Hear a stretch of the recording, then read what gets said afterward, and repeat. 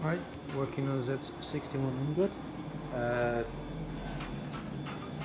Issue with tube system leaking as it normally does, and due to the age of the machine you can't purchase the tube systems anymore, but I did have a 42-inch tube system. Now, a bit of imagination, and with a 42 tube system, leaving the one cover off and cutting it all out, allowing the tubes to stretch a bit longer, and moving the anchor on the other end, manage to convert the 42-inch tubes into 60-inch tubes to look after one of my best customers.